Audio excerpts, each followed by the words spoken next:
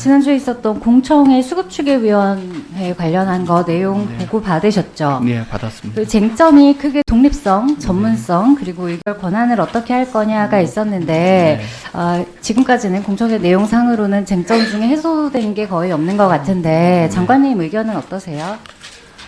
제가 말씀드린 것처럼 이제 그 구조가 추계위원회하고 그다음에 최종 의사결정기관이 이제 보정심으로 되어 있는데 추계기관에서는 이제 전문성이 좀 강화되어야 된다고 생각이 들고 그다음에 최종 그 교육부에 보낼 권고안의 결정과 관련해서는 의료계 그다음에 환자단체 그다음에 소비자 전문가 의견이 골고루 반영되어야 된다고 생각이 듭니다.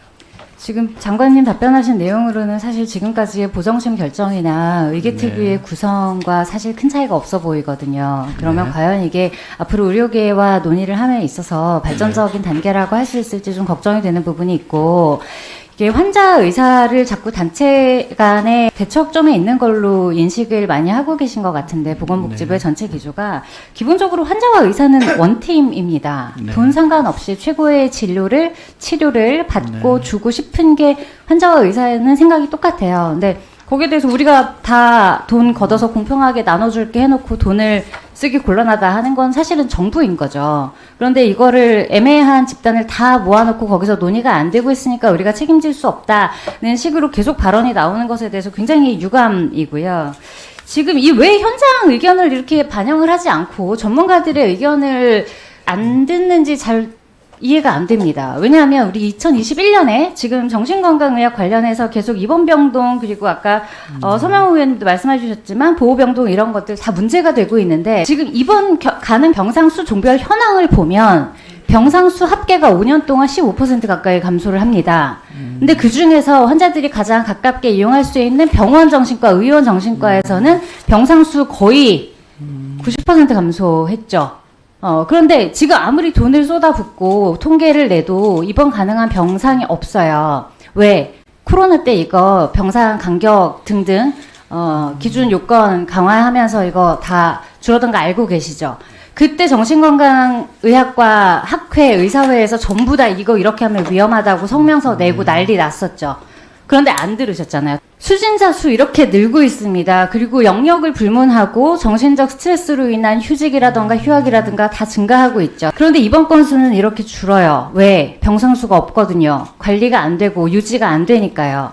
현장에 문제가 생길 게 눈에 보이니까 전문가 단체들은 우려를 하는 건데 그걸 자꾸 수혜자와 공급자 간의 싸움으로 보시면 안 돼요. 자꾸 이런 식으로 논의가 진행되니까 안 되는 거거든요. 추계위 마찬가지입니다. 교육이 불가능하다, 운영이 안 될 거다.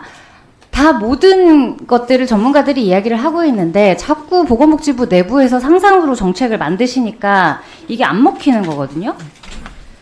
국회도 사실 저는 반성해야 될 부분이 좀 있다고 생각합니다. 우리가 법을 만들 때 이것이 과연 현장에서 실제로 어떻게 적용될 것이고 어떤 위험을 유발할 수 있는가에 대해서도 우리가 충분히 숙고를 하고 어떤 이슈가 있다고 해서 급하게 법안을 자꾸 발의하는 건 조금 지양해야 하지 않을까 하는 거를 저희 동료 의원님들께도 부탁드리고 싶은 부분이 있고요.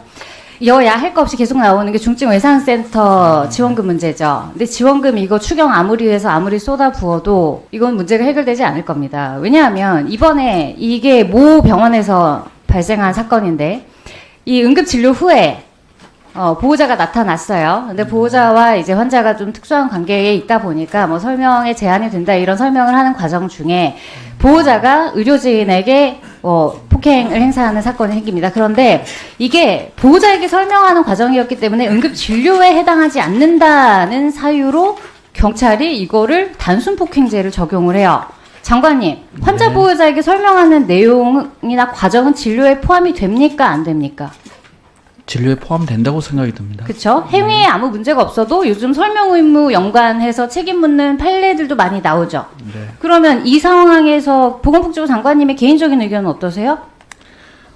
그래서 응급의료법에 이제 특별법 성격 아니겠습니까? 여기에 응급진료 폭행 등으로 방해하는 행위에 대해서는 별도로 규정을 해놨는데 이것을 요번에 이제 수사당국에서는 다른 법을 적용한 걸로 생각이 됩니다. 그래서 이 법적으로 보완할 사항이 있는지 살펴보도록 하겠고요.